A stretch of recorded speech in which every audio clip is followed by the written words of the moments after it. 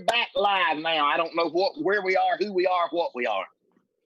Well, Charlie was talking before he went out. And, yeah, before you cut him off. I was saying, everybody, welcome to the program tonight. And as the old professional wrestler Thunderbolt Patterson used to say, call somebody. We need you. Call somebody. Now, we're glad everybody's with us tonight on a Friday night. A little technical difficulties, which is just about, well, Lee Scott, are we back on? Lee and some others, y'all join us back because we got it going on. Yeah, we on. Yeah, we're on. We're ready to go. Now, we'll throw it over to Floyd first to say good evening to everybody. Floyd. Hey, good evening, everybody. Floyd B. Lloyd talking to y'all. Man, I had a good day, had a good week this week, man. Everything been good. Like y'all might have heard, some of y'all heard when y'all heard my little promo today. I've been around folks that had sense all week. I ain't running with not one fool all week. And I'm going to tell you, that's a blessing. It is a blessing to be where we are and to be able to do what we're doing. But anyway, we're glad to be with y'all tonight. We're going to be telling y'all some things, telling y'all I got another list here of the shortest books ever been wrote. Some of them, I don't know. I may not be able to say some of them. They done got me off out there in the Facebook desert. They done pulled. I think they done pulled the plug on me some things that Kamala Harris said that I put on there that she said. I didn't see it, but anyway, she said it. So they got me in detention, I think, on the Facebook. But that's all right. Facebook desert. Facebook desert. I've been around a long time. I'm what you call a seasoned senior citizen, and I've seen a lot of things. I ain't never seen nothing like this, but I've seen a lot of things. But we're here with y'all tonight, and we're gonna perk it up a little bit. We ain't gonna be gloom and doom and despair. We're gonna be enjoying ourselves. We're gonna be having a conversation with one another and having a conversation with y'all. So y'all just bear with us, if you will. Yep. What about it, Queasy? What's the deal there, Charlie? Man, it's good to be with y'all tonight. Got some things we want to share around. I got some points that I want to give to everybody to ponder on. I want to give you some stuff to think about. And when you think about it, if you come up to a solution, you give old Marvin a ring there, and he'll either tell us what your solution is or what your answer is, or he'll even put you on there. Marvin got his control board out there. He can do magnificent things with all that equipment he got. So we're going to talk about some points to ponder. We're going to give y'all some opinions and maybe a story. And but all we want to do is try to make you laugh. That's what if we can just get you to laugh. We've been a success because life is too short not to be happy. Amen. So, I agree 100%. And speaking of Marvin, before we bring him on, the three of us are wanting to know what happened to that Larry King. Who else microphone did y'all say it was? Don Imus. Don Imus in the morning. Yeah. What happened to that $4,000 microphone he sounded so good on 2 weeks ago? Marvin, where's the microphone? You done gone to the pawn shop with it? Jimmy Swaggart wanted to borrow it, and I mailed it to him in the post office, and I'm supposed to have it back in 2 weeks. Jimmy Swaggart ain't never had no microphone like that. He ain't that. Ooh, that's why he wanted to try it out. Oh, I see. James C. Buddy J. Johnson Jr. III done went out there and took that microphone. That's what happened to the microphone. Yeah, he'll be singing on that thing Sunday morning. Oh, yeah. Hey, Floyd, I like this one. We had one of our listeners, I won't call the name. They wasn't getting us. The mama had pulled up last week's show and was watching a rerun. Come on. Hey, man, that's the way to do it. Yeah, we got them reruns out there. Oh, yeah. I'd rather we back hooked up. We hooked up now. Watch us at all. That's right. Yeah, y'all call somebody, tell them to tune us in there on the Dirt Road Sports Facebook page or the Reverend Corey Thomas Facebook page or the Charlie Platt Facebook page. Y'all tune us in. Call them. Share it all over. Yes, share it. Bulletin. My buddy Jerry Stubbs, a.k.a. Mr. Olympia, says, hey, Charlie, don't let these old men outdo you. Now, he's one of y'all Georgia boys. Oh, but he's on my team. He come over here with us. Yeah. Oh yeah, I remember him well. He knows who's ahead. Miss He was Sue, tough. Miss Sue Cuzio watching over an Enterprise, Jim Mims in Prosper, Texas. Good. Oh, yeah. night. We got Uh, Thomas Farms in Hartford, Alabama, watching, listening tonight from Pondtown, Georgia. Brett Snow, the Chambliss Mowers over in Baker County and Cheevertown watching. Trish and Chris Johnson from North Highway 27 watching, and Ashley Smith from Ashford, Alabama, watching. Charles Hey, Mercer. Charles Mercer's on the line with us, as well as let's see, Tony and Bonnie Lane, Charles Mercer, Lee Scott, Danny Edinburgh, Mark Dees down around the Ashford area, Winnie Murray, Amanda Scarborough, Melissa Tillery up in Troy, Alabama, and a whole lot more. So that's just some of the folks that tuned in. We're glad you want to share it, if you will. Like us on Facebook.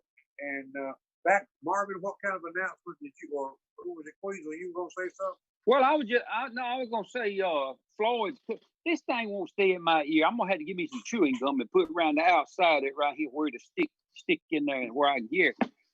Floyd's cousin just texted in and he gave Marvin a compliment, and I can't say it over there, but your cousin listened to you up there in Gainesville, Georgia, Floyd. He's on board, and he's up there north of Macon. Yeah, he gave Marvin a pretty good compliment. And what did he say, Queasel? We can't say it on the air. Oh, I can't forward it. Text it to me. He's from up there where they don't know what Mullet Row is. That's right. Yeah. We got the Pickles from Korea, Georgia, watching. We got Levon Nichols from Albany watching. Stevie Donnelly from Patmos, Georgia, watching. Kevin Pickle watching. And we got y'all. Put us in. Let us know where you at tonight. Put your questions, comments, concerns, gripes, or complaints on the comments. Put them on the air. Y'all call in. Call Marvin there. Call Marvin. Marvin talk to you. Yeah. He'll talk to you if you're making sense. Now, if you sound like Joe Biden, he ain't gonna talk to you.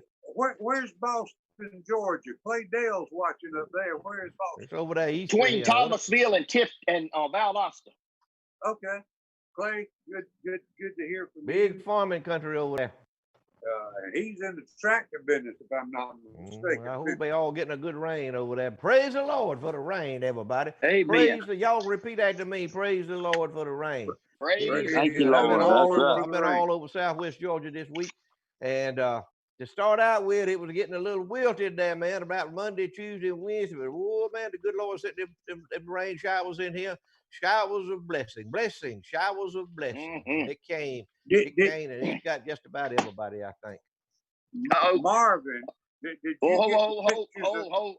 we got the Weavers watching from Macon, Georgia. Julio and Rojo from Albany, Georgia. And she wants to know if you ever eat an apple. Wanda Jackson Griffin, the voice of the Miller County Liberal, watching. Amanda Nichols, Rojo's daughter's watching. And fireman Tony Morris from Donaldsonville, Georgia, watching. I know it. Man, we got them all. We international. Look out. I want to ask y'all this question. You know, there's a lot of people out there that believe that the earth banged together out of somewhere and then things just happen. You know, I don't know what they call it. I believe that God created the world just like he said it did. But they these folks out here that's smarter than him who says that it banged together. And they went on and they said that man evolved from monkeys and apes. Ain't that what they said? Mm-hmm. Well, I've heard. So I got this question for you. If we evolved from monkeys and apes, then why come do we still have monkeys and apes? That's heavy. That's heavy, man. That's pretty heavy right now. You ain't supposed to ask questions like that, Queasel. No. Not on a Friday night. No, you ain't supposed to ask that. If some intellectual said it, that makes it the truth. It's like these intellectuals in Wisconsin or Minnesota or somewhere I was reading, and they said That's what they said. It's a mandate. They work for the Department of Natural Resources. I believe they're in Wisconsin. There's crazy folks up there too. But they said it's mandatory to wear a mask in Wisconsin, even if you are in your room by yourself, but you having a video conference like we doing right now on Zoom. So Zoom, they say, oh yeah, well, it's virtue signaling. That means, oh, I'm doing my part to protect the world. So I'm gonna wear a mask. That's like these folks that's wearing a mask by themselves in an automobile driving. Let me tell you what I seen the other day. Pulled up to the drugstore. I see the most interesting thing, man. To be an old fella like me, I run up with some interesting stuff. I pulled up to the drugstore. I was going in there to get me, I don't know what, some shaving lather or something, cream, razors, whatever. I don't know, some deodorant. But I pulled up there, and one of my good friends, he's a carpenter here in Miller County. In fact, he does a lot of carpentry for old Floyd. He's good. He's skilled, man. He's a skilled carpenter. But he had pulled up in his little truck. he had a cigarette in one hand, and he was trying to put his daggone mask on while he was smoking a cigarette. I said, whoa, baby, hey, whoa, wait a minute. So I said, you cannot smoke that cigarette with a mask. I said, you got to put one of them down. He said, guess which one he put down? The mask. Hey, man, folks is going to smoke them. I don't care where they are, they're going to smoke them. I remember one man here in Chicago, he ended up in the hospital. And when they had the oxygen tents, y'all remember when they had the oxygen tent over you? Oh, yeah. He was laying up in there. He got stove up in a car wreck or something. He was laying up in there in the hospital here in Miller County, and they heard a big boom down there. But he was under the oxygen tent, got him a cigarette, lit it, the Zippo. He fired that Zippo off, and it threw the flame up about that high and blew the oxygen tent out there in the hall of the hospital. Smoke them, boy. Y'all smoke them cigarettes. I used to love that old chewing tobacco, that old Levi Gap, but man, I put it down. So the Lord took that taste out of my mouth. I woke up one morning, I said, I ain't chewing no chewing tobacco. And that was 10 years ago. Yes, I'd be dead now. I'd be dead now if I kept chewing that way. I did. How you gonna wear? Hey, listen here. How you gonna dip snuff and chew tobacco with a mask on? Well, now that's what they told us about a breathing apparatus too. Going into when you put that mask on, they said you can't dip snuff and wear a breathing apparatus. I said, watch this, and I showed them how you could do it. You just have to crack it every now and then. You have to crack that seal every now and then. Or be like Buki and never spit. Yeah, let it run out. Let it run out. Yeah. Can't you dip snuff and smoke at the same time? Oh yeah, I've seen it done. Let me tell you what I've seen done. It's another one of them things I've seen. I was a young man when I saw this. I was at a place. It was a business, right on the outskirts of Colquitt there, and there was a man. There was a man that ran the place. He was what do you call somebody? Proprietor. That's the word, Marvin. I knew you'd come up with it.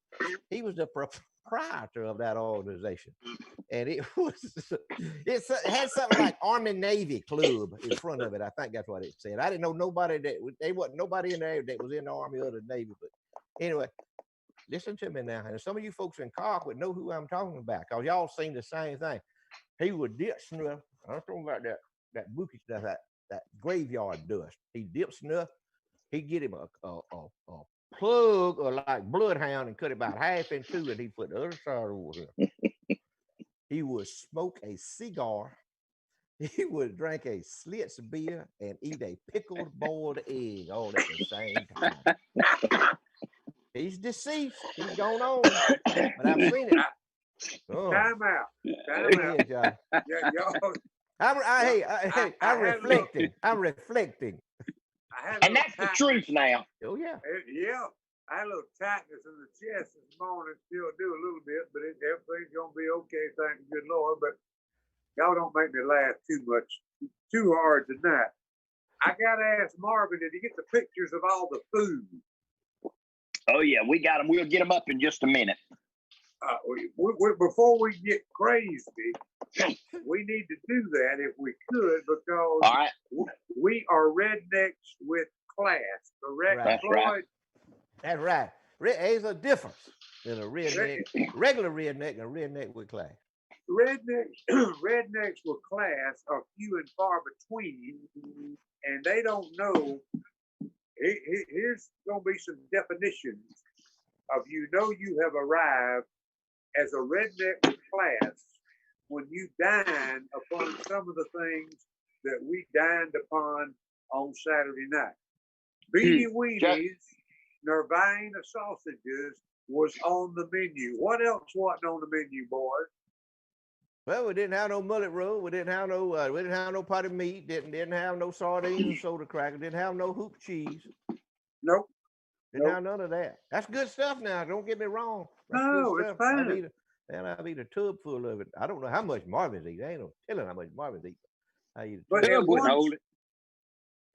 one sitting, Floyd, have you ever eaten such high class cuisine? I ain't never done it in my life. I mean, that's like a 5-star restaurant. All right, y'all want to you want to make a roll of the pictures? You ready to do that? Yeah, we got to talk about it. Hey, I can't see up the pictures of the food.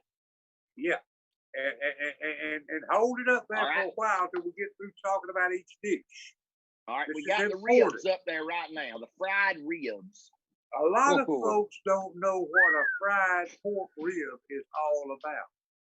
But these friends are beautiful, well hand-picked, hand-selected baby back ribs, salted, peppered by Miss Weasel, the #1 cook in Southwest Georgia, no doubt, Lloyd.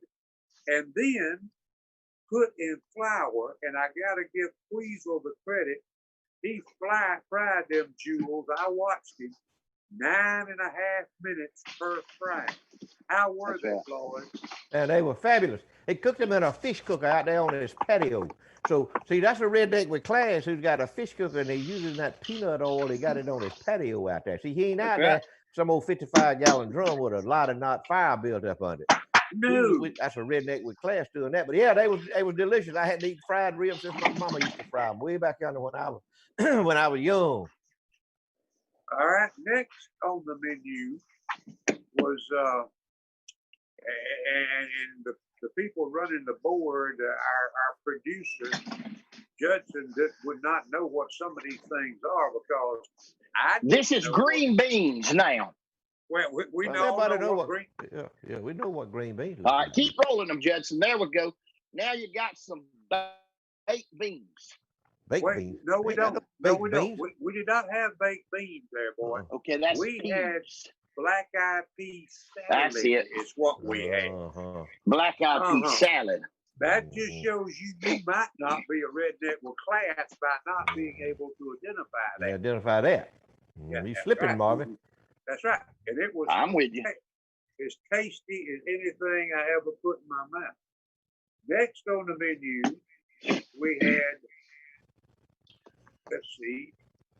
All right, Judson, roll it. This is potato. This is what? Bacon. Something with bacon scattered all over the top of it. Well, now wait a minute. I ain't seen the picture of it yet. I still got the black-eyed peas on there. That's tater salad there. You're right, Marvin. We got you one. Yeah, see?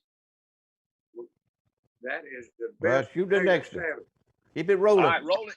Roll it. It's just so long we can talk about a bowl of black-eyed peas now. And then this has got cheese on it and bacon. What is this? All right.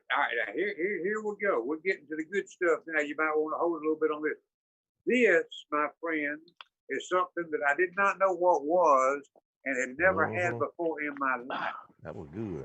But me and Floyd decided we wanted to be redneck class for the rest of our lives. So that, my friends, is grits and greens. Tell them about it, Floyd. Yeah, grits. Listen to me now. These grits. And let me tell you what kind of greens is in there. Collard greens. Collard greens. Miss Queasel, she fixed all that stuff up and then layered it with cheese all on top of it up there. And you dip it out and you put that. And I'm thinking, I said, now grits and collard greens, I love them both, but I ain't never eat them all mixed and mungled up together. But when she got on with them, let me tell you, son, I eat all I could hold. I didn't overdo it. I didn't overdose on it, but it was good. Man, that was good. All right, Y'all need to try Judson. Y'all need to try y'all some of these recipes. Y'all need to get you a recipe book down and look at it and try something new. Don't just be content with the status quo. That's what the problem is with folks. They stay content. Man, you got to stretch out. You got to step out and stretch out and reach out. There you go. Now this tomato pie. Oh my Lord! Look at that. More cheese on top of them tomatoes, all baked up like that. Marvin he'd have loved it there. We missed you, Marvin. Sorry he couldn't be there. But we was having Charlie's birthday party. We was having a little birthday celebration for Charlie Platt at Queasel's house. And Queasel's wife, Miss Cindy, does a fantastic job. And let me say, Miss Cindy, out of all of the birthdays I've had, that's 65, that was the best spread I have ever sat down to in my 65 years on this earth. God bless you. I love you. Thank you. And why Queasel don't weigh 500 pounds, I don't know.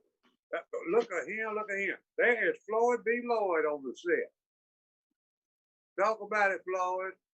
Oh, yeah, that's what be eating down there. Yeah, I ain't got my cap on, man. I got my hair all roached back and everything. That was me eating. I don't know what all I had, a plate full of stuff, and it was mighty fine. We had some birthday cake. We just done it like the folk do a birthday, you know. Like we celebrate birthdays down here.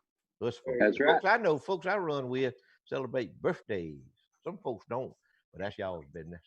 All right, Charlie, I want to go back to that picture of that bus with Lester Flatt and Earl Scruggs. Now, I know there's a lot of folks that are out there watching us tonight that are in the age group. In the age group to remember this, probably don't use Facebook. But I know there's a lot of us in my age group, Floyd's age group, that does remember listening to the Grand Ole Opry with our mamas and daddies and grandmamas and grandpas. And Martha White flour was the only flour you could use because it was sanctioned by Lester Flatt and Earl Scruggs. That is the old WSM Grand Ole Opry tour bus.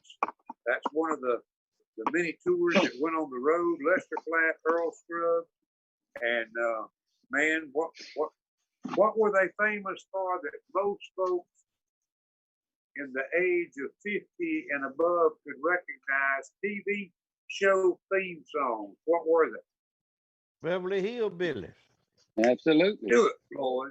But you see, I wasn't listening to it. When this here picture here was took, I wasn't listening to Lester Flatt and Earl Scruggs. I hear them every once in a while. I didn't have a Grand Ole Opry on my mind. Man, I had the Rolling Stones on my mind and the Allman Brothers on my mind. I wasn't listening to Lester Flatt and Earl Scruggs. They were good. I listened to them up until I come of age. And baby, when I come of age, it got me a switch key in automobile switch key in my hand. Woo! It wasn't Charlie, but the Animals, the Rolling Stones. Man. Charlie. Foghat. No, I didn't listen to no Foghat, man. Get out of here. He was a Foghat. Hey, Charlie, Lester and Earl, let me tell you, they come to Colquitt, Georgia one time and done a fundraiser for the fire department. Right down there. Yes, sir. They sure did. Wow. We had a man here by the name of Mr. Ralph Henry, as good a man that ever lived. He lived here. And he was a big bluegrass man. He loved that bluegrass, and he had the connections. And he got them down here, and they put on the show for us and helped us raise the money. We were begging anybody to come help us raise money. They was good enough to come help us. They done a fundraiser for us, made a lot of money off of them. Sure did. Surely did. Did we talk about this last week about Jerry Clower coming to Colquitt?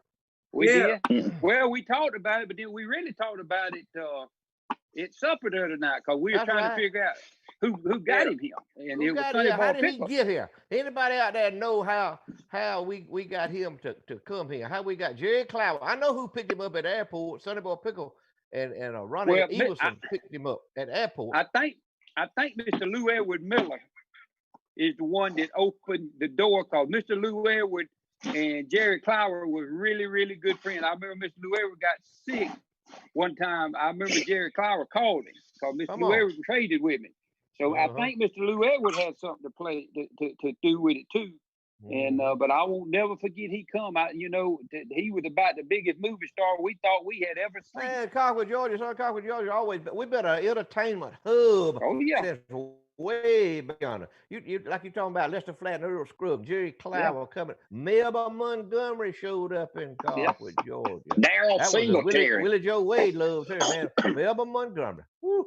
Man, we've had all kind of folks here. Daryl Singletary over him. Yeah, Daryl Singletary, Roger Buck Davis, and the Road Runners. Oh, yeah. What you talking about? We entertainment hub. We had Foggy. What about the Foggy Notion? Y'all remember the Foggy Notion? Did y'all ever have James Brown over there? They never did have James. We didn't have no James. We didn't have no connection with James. There ain't no entertainment capital over there if you ain't had James now, Brown. Philip Hornsby and them had Clarence Carter in Donaldsonville. You remember that? Yeah, they had Percy Sledge over there too. Yeah. I remember Percy Sledge used to sing up there in Albany at a hotel up there in Albany. We had a JC convention up there one time in Albany at that downtown, a hotel. And man, that you remember that, Queezer? Listen to me. I remember. Percy Sledge was singing in the lounge, man. He was singing in the lounge. There was a few old lounge lizards in there. So when the JCs got there from Miller County, then we covered that. We covered the lounge. It was standing room on it. Well, I was so close to Percy Sledge. Sweat was pouring off on me from Percy Sledge. That's one reason I don't ever get sick. Percy Sledge sweating on me. Man, I'm immune to anything. So they knowed we was there, didn't they, Queezer? When the JC showed up, Miller County JC showed up. Somebody just texted and wanted to let us know that we also had Ken and the Entertainers. That's right. Yeah, yes, sir. He's one of the greatest Elvis Presley men ever lived. Ken Blankenship and the Entertainers. He was the entertainer. He went all over New Albany Hotel. What's the New Albany Hotel? Well, New Albany. Yeah, you don't need to talk to them folks if they know what the New Albany Hotel or the Continental Room. You don't need to know nothing about. Somebody said that's right, the Downtowner.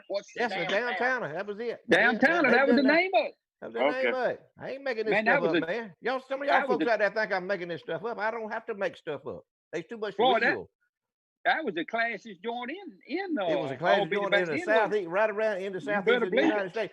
I tell you what it was. It was classier than the Plantation Club, if that's possible. Hey, I got to tell y'all this. I don't think this was a text for the Dirt Road Sports Show, but I had a man text me just a minute ago wanting a miniature donkey, and he texted back and he said, "Is he saddle broke? His wife wants to be able to ride it." That's your business, Marvin. You don't need to be putting your business out there on the air with the Dirt Road Sports and Charlie Platt. That's strictly your business. I hope it ain't like that man you sold that Christian donkey to up there in the mountains. Yeah. How many different animals, Floyd, do you know that Marvin is in the business to sell? I don't know, but if you'll call Layton Calhoun Farms right down the road from Marvin, he can tell you exactly what kind of animals he's in, what kind of animal business Marvin's in, because he has to dodge them. Every time he goes to his farm, he has to dodge them in the road because they in the road. Well, please don't call Layton right now.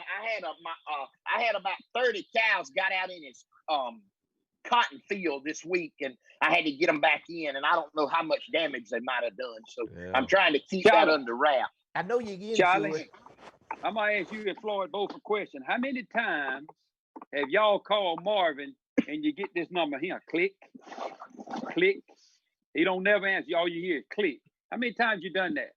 Oh, yeah. How many times every time I call. I tried to call him before the show went on this afternoon. We're gonna talk about some business. You know, how we gonna script this thing? How we gonna work? Look here. No answer.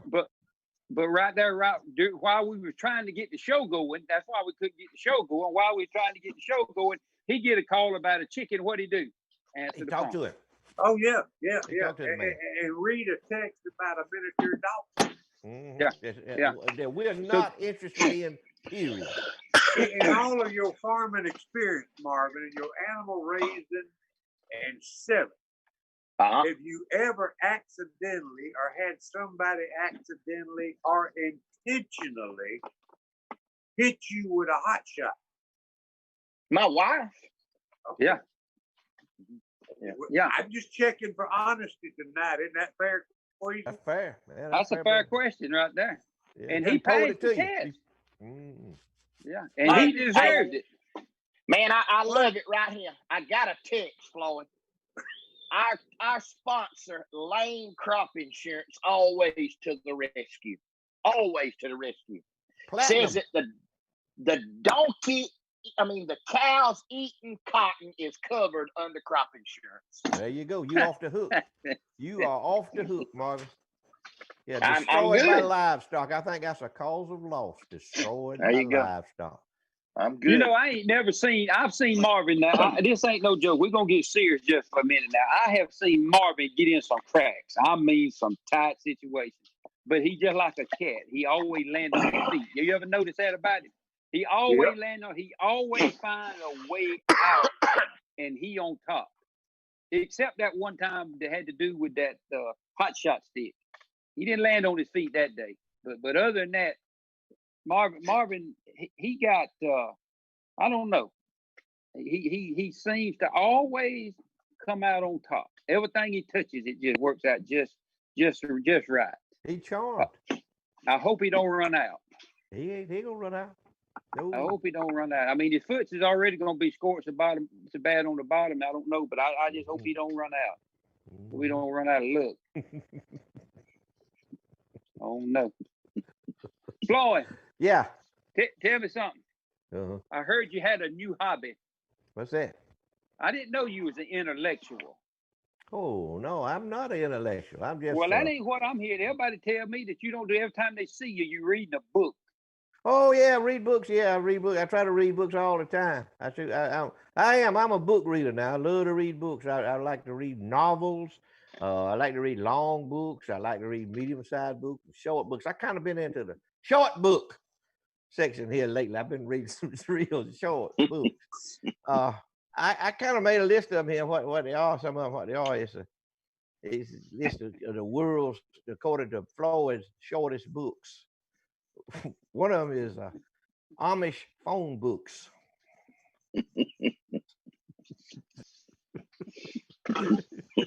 Here's another one, a list of Amish auto mechanics.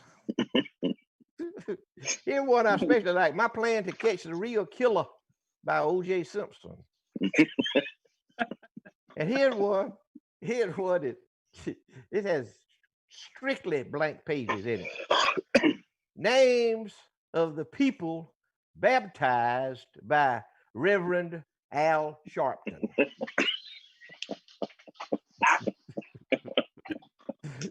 And a list of the days and dates that Nancy Pelosi has been sober since 1963. And here's one of my favorites. I'm reading it again. Things and food that a Southern Baptist preacher will not eat. And what his last is last but not least. All the Men I Have Loved by Ellen DeGeneres.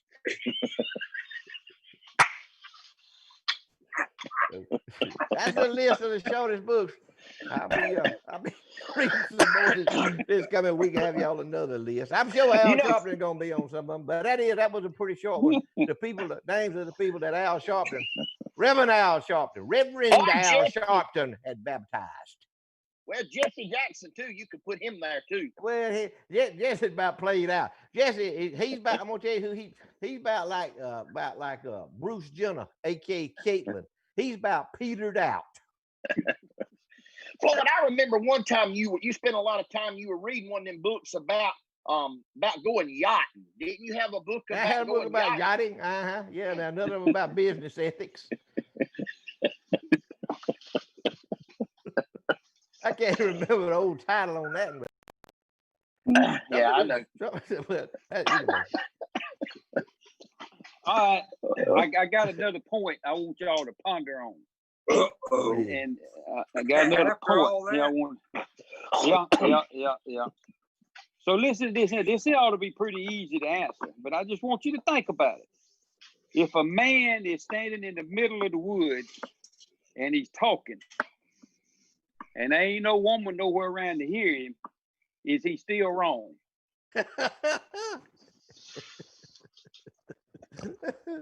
I'm gonna let you answer that one. Well, I'm just wondering. I'm just wondering what you think. I agree. Yeah, I agree.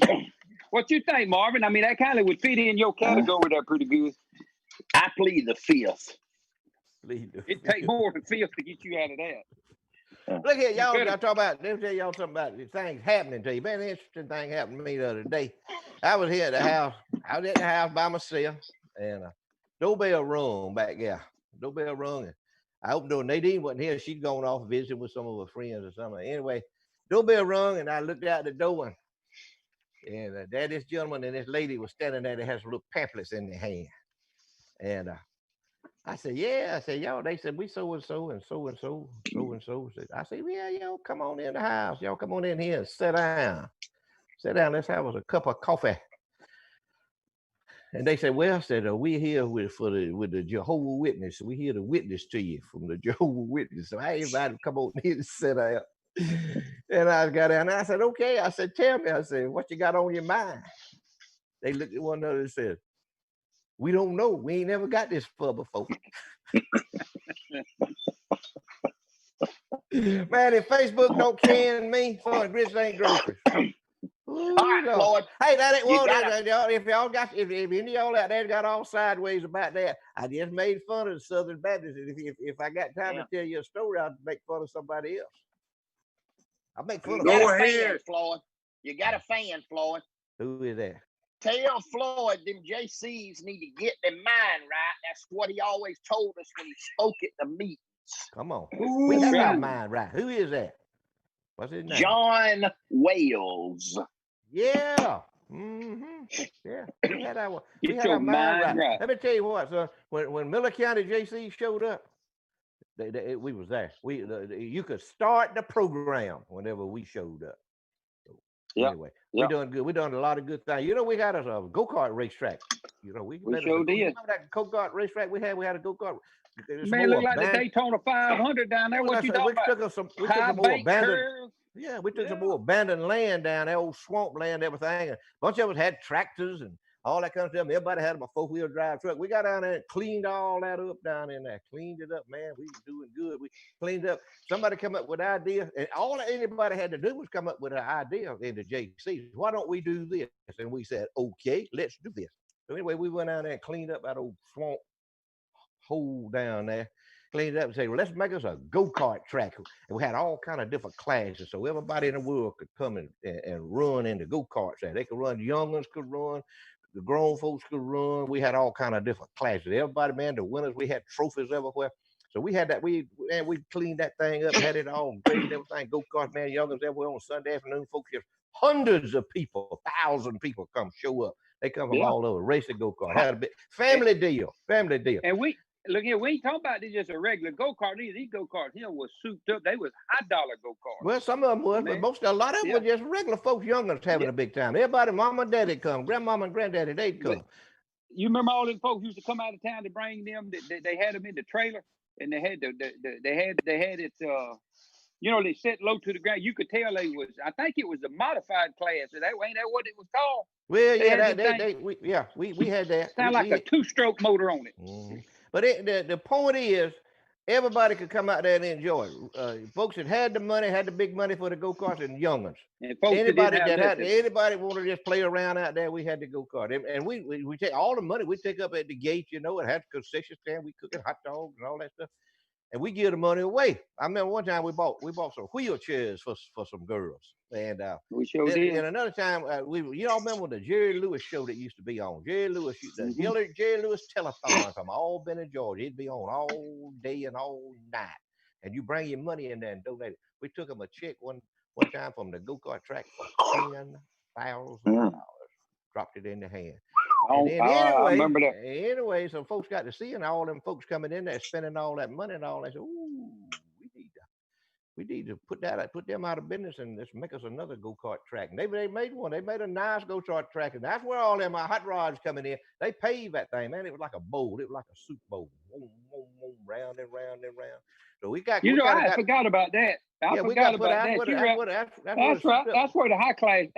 Oh, Herman Moore and them. He had a granddaughter from over there around Clay Hatchie. She'd come over here and race. They were big drag racing folks. They had plenty of money. They know how to build the engine.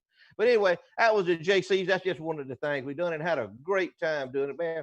JCs were one of the best things that ever happened to me and Nadine. We took our chapter in Miller County from 18 members to 125 members strong. And we went to Arlington. Y'all remember we went up out of Arlington and got them all set up there in Arlington and had a JC chapter up there. But all of you, I know some of you cats out there, and it was the JCs and the JSETs. The JSETs done as much as the JCs did. They worked harder than the JCs because they had to keep us straightened out, keep us in line. But the JCs and the JSETs. But then what happened along in there in the early 80s, there's some women and the JCs up north, some of them northern women, some of them Wisconsin women or Minnesota, whatever, them ugly women up there. They got to want to be a JC. JCs want JSETs want to be a JC. And man, anyway, hell yeah, man, oh yeah, we want to be sensitive. We want to be inclusive. Well, guess what happened to the JCs? It went down the tubes after that. Op JCs over there in Op Alabama, one of the strongest in America. Strongest JC chapters in America. All been in Georgia. Man, we had them over around Metter, Georgia. Had them all over the whole state of Georgia. Had them everywhere. Dawsonville, Georgia. Bainbridge, Georgia. Blakely, Georgia. Doing nothing but good. But then you get somebody come in there, you get somebody coming in there, they don't want you to be successful. They don't want you to do, they think that they're smarter than you are and that they have been, they've been pushed to the back. The JSS was as strong as the JCs, but both of them gone. So that's what happens. That's what happens when you let fools take over anything. That's what happens. And that's my opinion, if you will. All right, Floyd, got a question for you. Go ahead. Ask Floyd if he's ever heard about the bobcat being turned loose in the Cracker Barrel. In the Cracker Barrel? I ain't never heard about that. That wasn't me. I didn't have nothing to do with that. I plead, I'm innocent on that.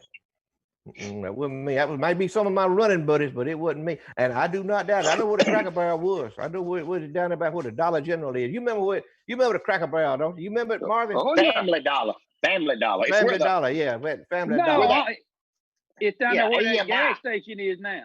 Where a lot of tabs used to be. Where a lot of tabs, we never closed. Service station used to be.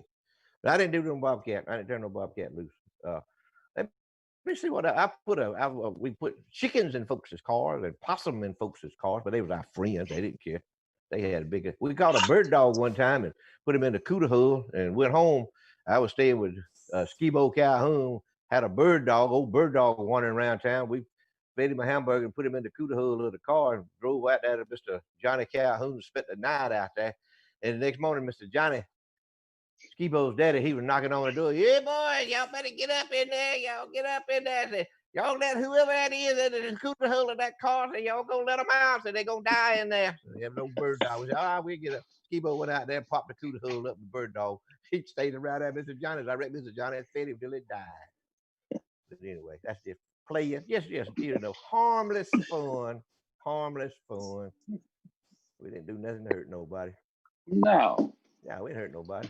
Hurt ourselves, but we didn't hurt nobody. Yeah. We got over it. We were young.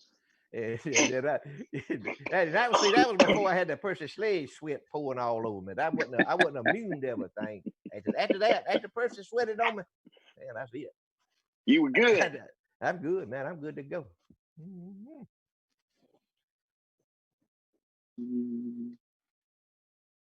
Got mighty quiet. Well, I thought my time was up. Where was Percy Sledge from, Floyd? Percy Sledge from over around. He ran Dale County, Alabama, somewhere, wasn't it? Ozark. Not Dale, no. Where's he from? Little north of there. Where's that? Troy? About Prattville or somewhere up in there. I forget where he's Alabama. Man, he was famous. I had a good friend of mine, Ed Laxey. He was in the news business. Ed Laxey, newsman from Albany, on the Albany WALB TV, Channel 10. He's a newsman. And along about the same time that Percy was singing up at the downtown, they had a warrant out for Percy, and they put him in jail. And all. For what?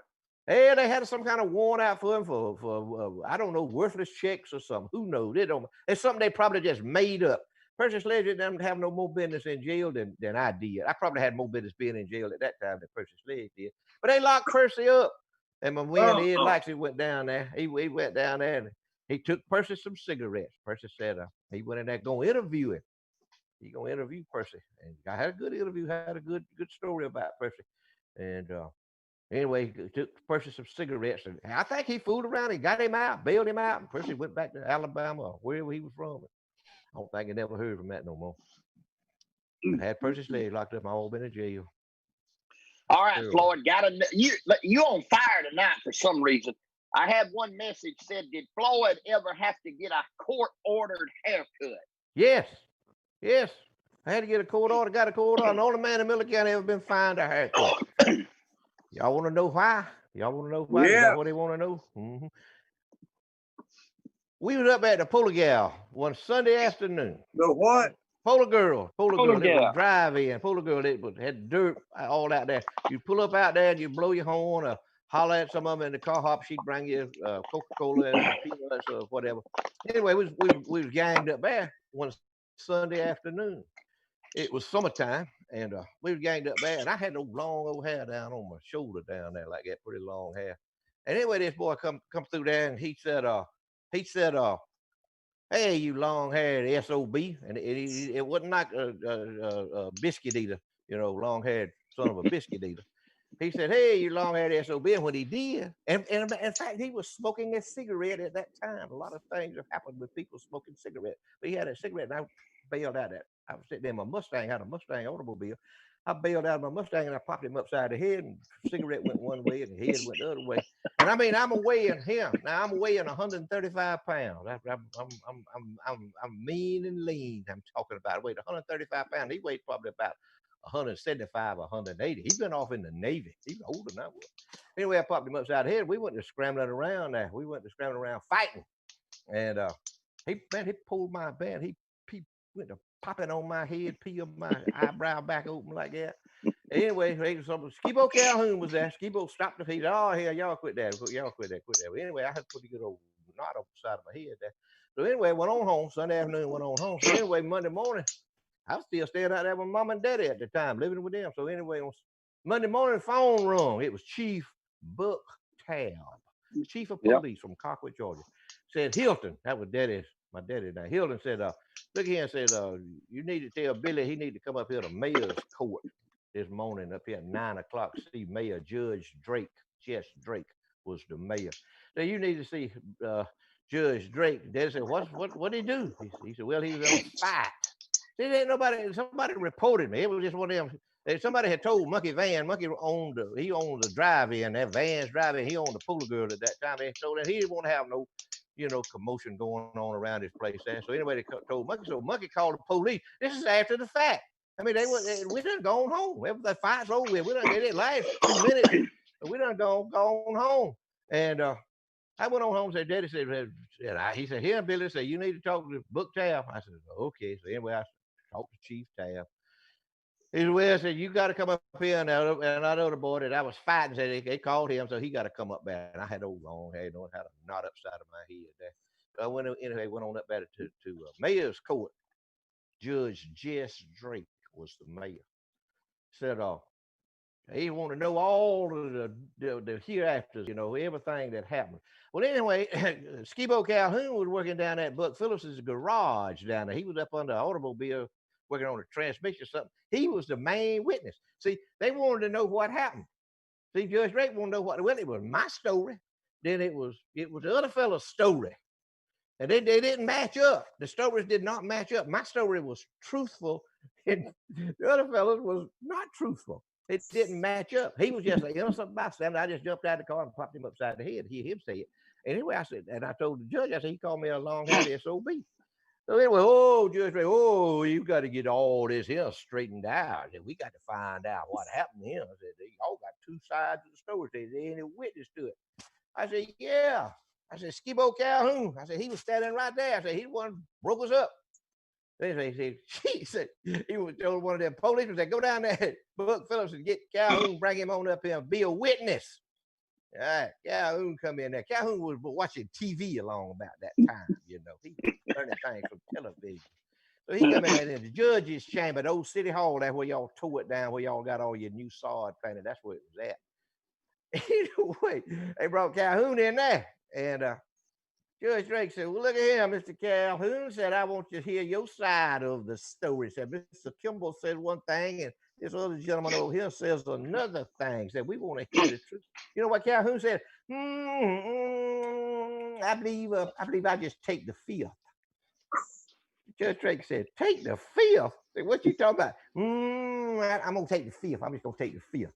And Judge Drake said, "Okay, that'll be fine." He said, "Chief Tab," he said, "get Mr. Calhoun and take him over there in one of them cells and lock him up until he decides for contempt of court, until he decides to tell something." And man, Calhoun went to singing. Son, he went to singing the news. And man, he said, "Yes," and he did. He walked by Billy Carr, and he called him a long-haired SOB. And said, when it did, Billy jumped, hit him and said they scrapped the fall around a little bit, broke him up. Anyway, Judge Drake said, so I finally got the story. Now I got the story right. He said, he still called the gentleman over there. His last name was Thompson. I don't care. He deceased anyway. He said, "Mr. Thompson," he said, "I'm going to find you. How much you think he fined him, Queasel? How much you think he fined?" $18.75. He said, "I'm going to find you $18.75 for fighting. For instigating the fight." He said, "Mr. Kimmel," he said, "I don't blame you." He said, "I'd have done the same thing if somebody walked by my car, called me a long-haired SOB." He said, "But by the way," he said, "your hair is 2 feet long." He said, he said, "I'm going to find you a haircut." He said, "You leave right here. You go over there to Man Henry's and you get you a haircut. And when you get the haircut, you come back here and let me look at you." So I went over there to Man Henry, and man, he boogered me up from one end to the other. Man Henry, whoo, he could not cut hair. He could not cut. I don't care how much hair tonic he drank. He could not cut hair. But he got me up. He had me all chopped up, boogered up, everything. I went back over there to Judge Drake. He said, all right, case closed. I went on home. But that's the story. I'm the only man I reckon in Miller County, Georgia, ever been fined a haircut. You know, Floyd, if that had happened today, Alexander Shannara would have been on your side. Yeah, I knew it would. Yes, sir. You know, Floyd, it ain't nothing went on in Chicago Mr. Buck Tab didn't know about. You ever notice it? I'll never forget one time me and my buddy Raymond Holt Jr. and Bobby Richardson Jr. We was up there, we was riding around town. See, a long time ago, you remember, I don't know, Marvin, you might remember when the police booth was up there on the square. Oh, yeah. And they sat there on the square. And so they had 2 night policemen and the radio operator. Well, we know it about midnight, the radio operator left and he go around and check all the doors. Rattle. And we done timed him and watched him. Old Lemuel Henry, good friends I ever had. He would, and so he walked and he would go down to the IGA way down there and check the doors. And so we had us a plan. So when he left, Raymond Hope Jr. was gonna get in his truck and go one way, squalling tires, and Junior Richardson was gonna get in his and go another way, squalling tires. And the police were gonna chase him. Well, it worked perfect. They went out. He left. We watched him turn the corner, going down there to the IGA, and it was on. So they shot out there. Raymond Hope just shot out on it. Raymond Hope Jr. and tore out, and Mr. Leroy Glass tore out after him. And then Junior run up there the other side, and just stopped in front of the police station, and just scrawled down them tires. And he shot out 91 Northbourne Albany, and Mr. Louis Lawson tore out after him. Then my job was, you remember the square used to go one way on the outside, another way on the inside. And had them barrels out there. Well, my job was to go cut donuts around all them barrels while the police were chasing them and with nobody. So I did. It worked perfect. We got the next day. You know, we went to school, boy. Everything was just as good. We was heroes. We done all that. That evening, I was up at the station working. Mr. Buck pulled up. He never parked no parking lot. He just pulled up on his old truck, parked at the corner where the sign used to be, right there between 1st Street and College. That's where that was his parking lot. He'd come every day and he'd go get him a Coca-Cola and a pack of crackers, and he sat on the bench. So he went and got the pack. I ain't thought nothing about it, man. I done got away with everything. He got that pack of crackers and Coca-Cola sitting there, and I was washing the windshield on the car. And I walked by and said, "Hey, Mr. Buck, how you doing?" He said, "Doing fine, fine." He said, "Look here, when you get a chance," he said, "sit down. I want to talk to you for a minute." Well, he was always wanting to talk to me. Always wanting to tell me something. That's what he wanted to do. So when I got through, I went over and sat outside it, and he was sitting. I don't know what you said, but Mr. Buck, he done finished his drink and his crackers, and he sat there and he had his hand, but he had them on his stomach, had his hand like that. He was doing his thumbs like this right here, and he never looked up. He just sat right there, and he said, "Well," he said, "I'm gonna tell you what." He said, "Joy don't know nothing about you cutting no donuts around them drums on the square last night, and if you don't ever do it again, he won't ever know nothing about it." How he knowed it, I won't never know, because they wasn't a policeman nowhere around the square.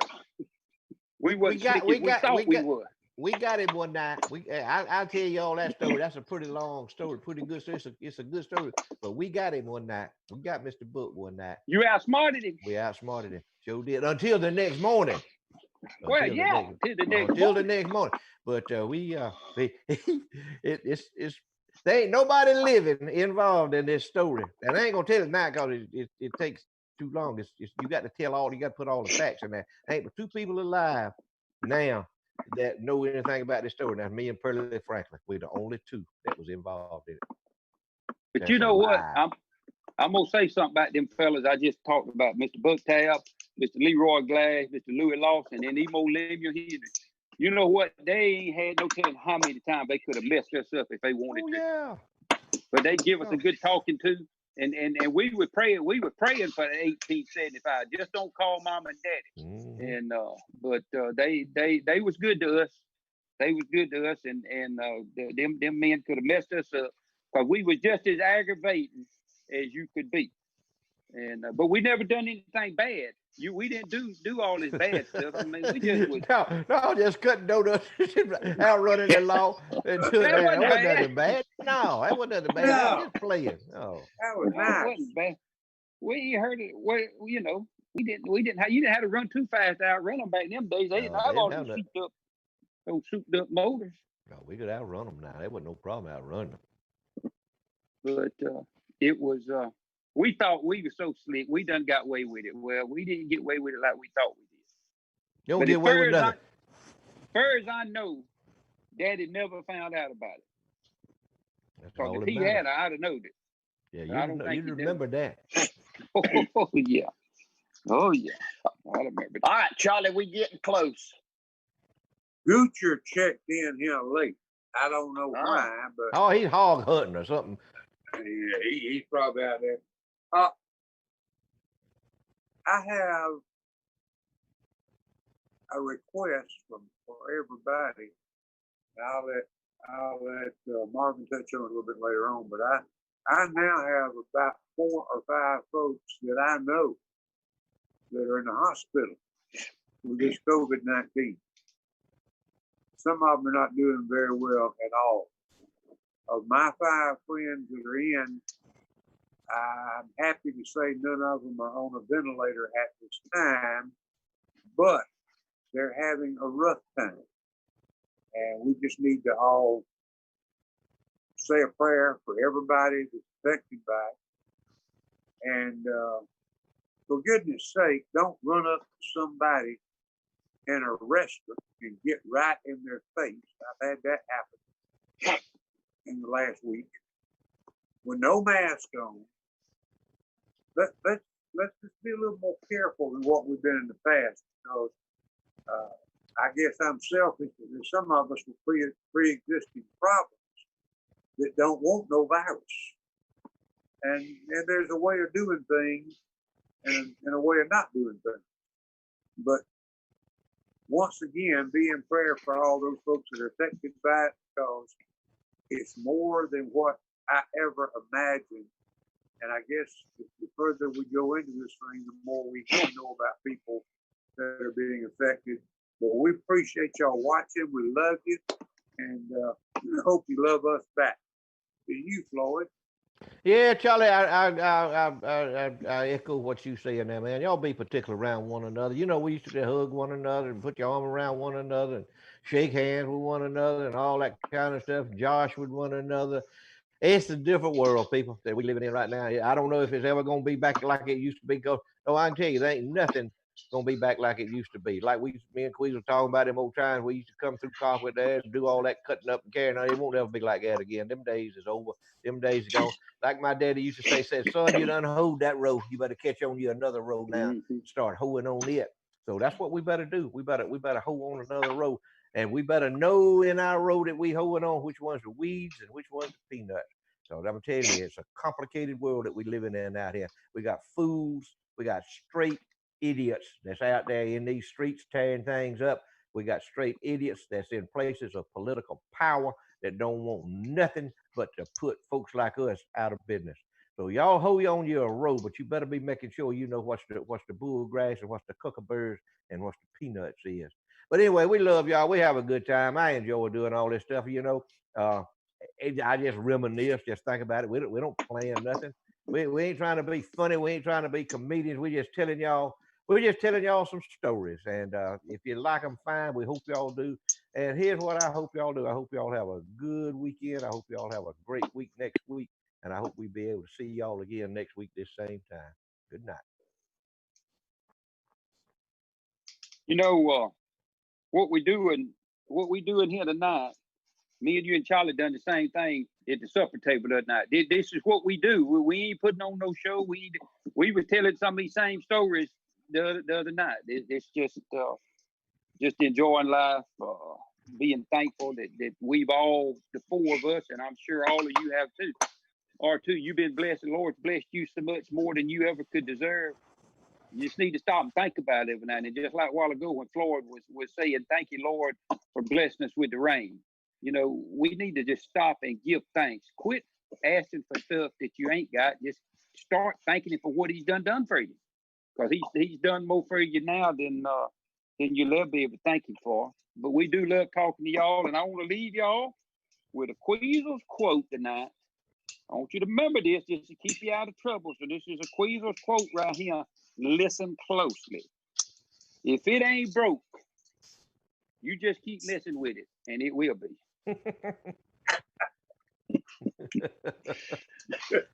Pretty good. You're exactly right. Our scripture for the week is this. But he said to me, my grace is sufficient for you, for my power is made perfect in your weakness. Therefore, I will boast all the more gladly about my weaknesses, so the power of Christ may rest upon me. Y'all have a good week. God bless y'all. We love you. We'll see you again next Friday night, same place, same time. Good night, y'all. Good night, y'all. We love you.